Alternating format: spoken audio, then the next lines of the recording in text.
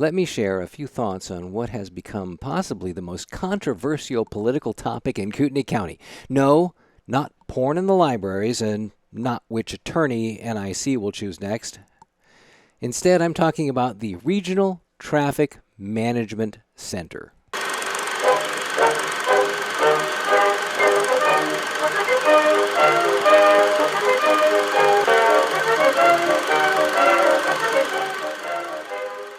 I served on the KMPO board for over 10 years, mostly because the mayors I work with are frightened to put me on any other committee.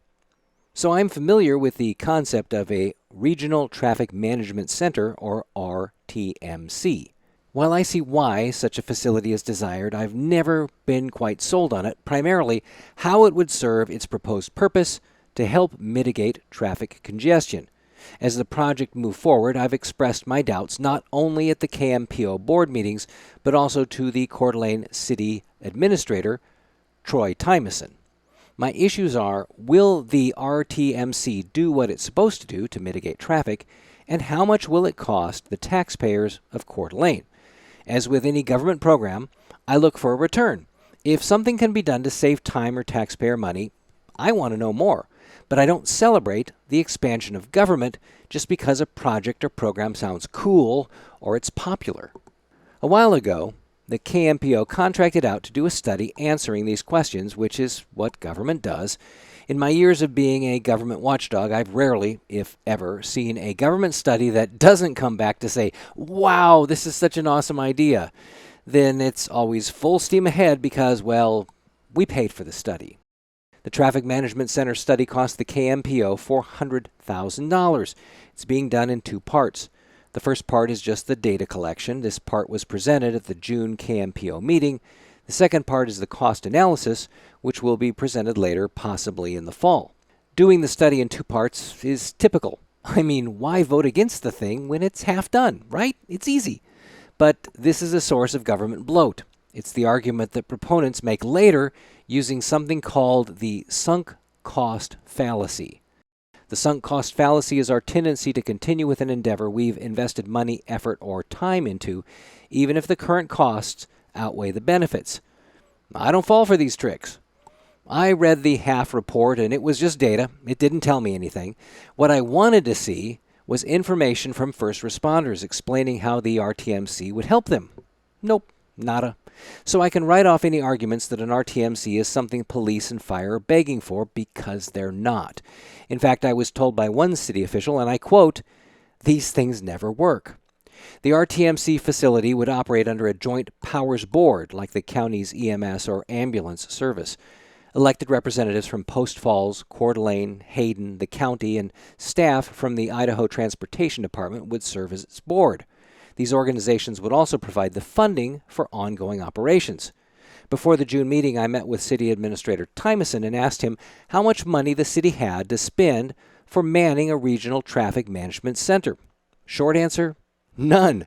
The city of Coeur d'Alene already pays about $80,000 annually to the KMPO for its operation. I can only assume that the city's portion of the RTMC's funding would be similar, so we don't have the money. We don't know whether it will serve any useful purpose, and first responders don't really want it. Thus, the Traffic Management Center earns a no vote from me. As a single council member, I'm not going to vote yes and commit the city and its taxpayers to eternal funding with no great return. That's my justification for opposing the center. But the KMPO board majority accepted the report.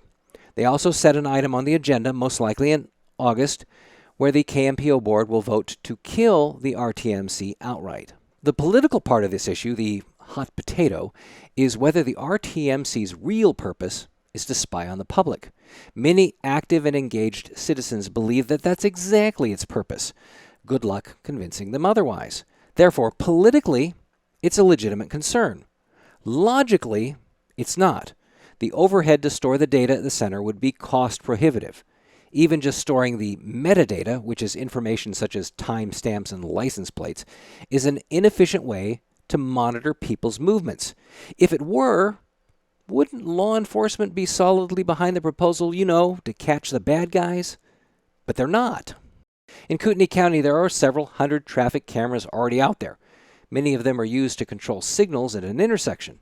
The images are snapped to see whether cars are waiting, but those images are digested instantly and not stored or uploaded to the internet. Some images are saved on the web, which you can view. This is the Idaho 511 website, which gives you access to real-time traffic camera images.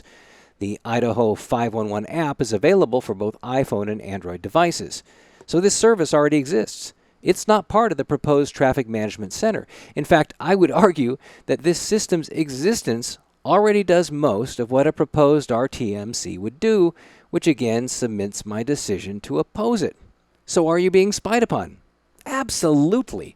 Right now, Vladimir Putin can visit the 511 Idaho website and watch you drive to Walmart. The question is whether the purpose of the RTMC is for spying. It's not. But keep in mind, any camera can be hooked up to a recording device. The specific concern expressed to me and other commissioners by the public is over implementing the 15-minute city rule, as has been done elsewhere in the world, and that's pretty scary. If you understand this type of government abuse, you can understand their concern, even if you feel it's misplaced. Consider how many doorbell cameras exist in Kootenai County. How many homes have security cameras? Well, mine does. What about your church? Does it have cameras? Businesses have cameras? Parking lots have cameras? Here is the live Osprey cam run by the city in McEwen Park. The images from these cameras are stored on the internet. They're accessible by anyone. But if I were an evil dictator and I wanted to spy on my own people, I wouldn't use any of them. And I wouldn't need a regional traffic management center. No, because I would use the slab of silicon you voluntarily carry around, the electronic teat you're unwaveringly addicted to, your smartphone. This device has a lot more personal data in it: location, communications, images, recordings. It has a microphone that is constantly monitored. Talk about dog food, and behold the dog food advertisements you see when browsing the web. Dog food. I need dog food. Who has the dog food? Which is... You like that bone? I got a great price on it. Did you see my tail when that Chewy box showed up? Oh, I saw it. Sorry about the vase. Can we just say vase like normal people? Fine. I always wonder what it would be like to have a tail. Maybe you did one time. Maybe 1,000 years from now, I'll be tailless, using that Chewy app to get you great prices on treats. I'm pretty sure it takes more than 1,000 years. Vase. Pets aren't just pets. They're more. Vase. Save more on what they love with everyday great prices at Chewy.